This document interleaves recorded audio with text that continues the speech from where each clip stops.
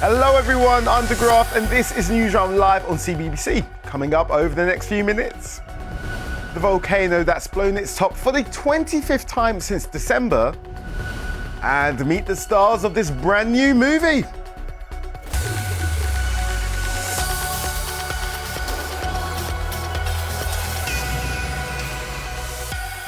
First this morning, scientists have discovered a new species of dinosaur that they say rewrites the history of Tyrannosaurus. Now, the new species was discovered from an 86-million-year-old fossil in a museum in Mongolia.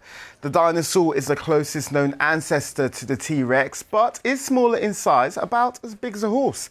Now, researchers have named the species the Dragon Prince of Mongolia. Cool name. Next, to this volcano which has erupted for the 25th time since December. The Kilauea volcano on Hawaii's biggest island in the Pacific Ocean is one of the most active volcanoes in the world. Yesterday, hot molten lava shot more than 300 feet into the air. That's higher than Big Ben's Elizabeth Tower in London. Now, people in the area are being kept away at a safe distance. Now, school is often super busy, but imagine doing your GCSE exams while also playing professional sport. Well, that's the life of 16-year-old netball star Gracie Smith. Kimberly Boak from BBC Bitesize went to meet her.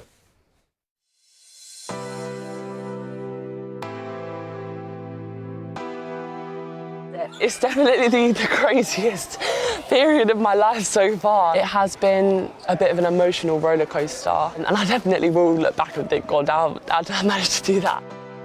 You're juggling your GCSEs with playing for the London Pulse. You're the youngest player to be signed to the Super League this year. How on earth do you find time? Well, I kind of don't.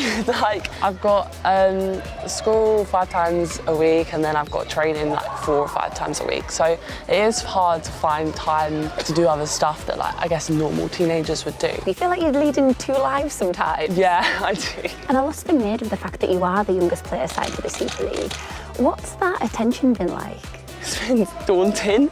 I kind of expected it at the start, but it's crazy, and all the people that are supporting me and backing my career and saying really positive stuff, it is so amazing, and yeah, I'm really grateful for it. Who do you look up to then? Have you got any idols in the netball world? Yeah, I have Serena Guthrie. She's been amazing. Her elevation, her defensive centre, and Jamie Lee Price. Her speed and her endurance and her physicality is amazing. How do you handle that kind of pressure? It is the support system around me that has really, really helped me. Sam, my coach, all the girls, my teachers, friends, everyone's just always got my back, always supporting me. Even the other day, we were, all the netball girls were helping me with my flashcards for GCSE, revising. Everyone has got my back. Dare I ask, how is the exam prep going? I think I'm prepared. I think I've done what I need to do, and although it is an important period of time, it is just to get on to the next step. The pressure of GCSEs, it can be quite scary, but you've got to take a step back and just think, I know that I've done all the work I can, so just do what I need to do. Just for anyone who has never given netball a go, why should they give it a go? Just make new friends. Make new friends. I feel like netball really is a community, and you can find friends for life. I know I have, definitely. What does the future hold for Gracie Smith then? I definitely want to be playing for Roses. I've always said since I was little, my dream would be to win a World Cup with Roses or a Commonwealth Games. I keep looking back at the 2018 Commonwealth Games. I'm in awe of how amazing that team was. I definitely want to be for Roses. Well, keeping on the active theme, this week we've been talking about playing outside and whether a school playground should open at weekends and during the holidays. And you've been having your say on the website. So let's start with this comment from Harry Potter Lover, who says, near my house, we need more playgrounds, and also I have nowhere to ride my bike. Well, Book Loving Owl agrees, saying their school playground is the only one actually near them. And we also got this comment from Train Jake, who thinks school playgrounds should be open because public play areas are boring. But Gabby does say the opposite. They say my school playground is okay, but I would rather go to playgrounds elsewhere. Well, thank you so much for all of your comments, guys, because we do love to read them. Next, the live action version of How to Train Your Dragon is out this week. So we sent Newsrounders Devon and Merish to meet the stars. Hello, Newsround. Hello, guys. You were in the animated How to Train Your Dragon.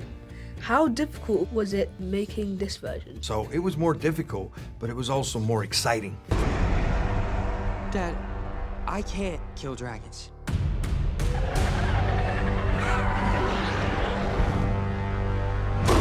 But you will. I had a chance to put on that costume and go onto those sets and be surrounded by other Vikings and really feel like I was in that world. I heard that you're in the new Harry Potter series. How do you make characters like Hagrid and Gobber your own? I think if you're going to try and worry about what people think of that, you're gonna, it's not gonna be cool. So I think just try and enjoy it as much as you can and bring something new to the part, I think getting the chance to play one of your favourite heroes is always very exciting. Do you think you'd make a good Viking? I think I'd make a pretty good Viking. I think I have Viking blood. I don't think I would make a good Viking. I'm quite a baby, I guess. If I had to get like a splinter out, I tend to cry. So, I mean, having my leg bitten off by a dragon, I'd be like, nah. How did you film scenes with the dragons? Unfortunately, Universal's very cheap, so they did not get real dragons. Yeah, no budget for the dragons. Luckily, we had really great puppeteers. He walked around with a foam head of Toothless with eyes, so I could, look at something, so I could touch something, and the mouth would open, and wasn't as cute as a real dragon, but it definitely helped. What did it feel like the first time you put on Stoic's full costume? Very empowering, like I felt very strong, but the costume was really, really heavy.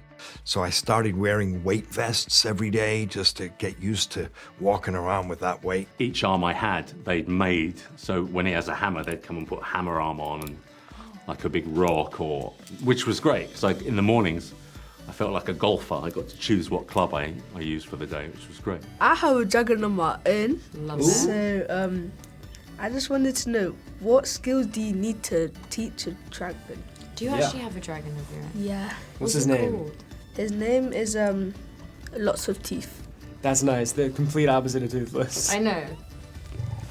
I would say bring some fish. They love fish. And also just, be yourself. Be kind to the dragon. And the dragon will be, kind to you. Amazing interviewing from Devon and Meredith. Thank you so much for that, guys. Right, that's all from the TV team for now. But head online for loads more of the day's top stories. Enjoy the rest of the day at school, and we'll see you later. Bye.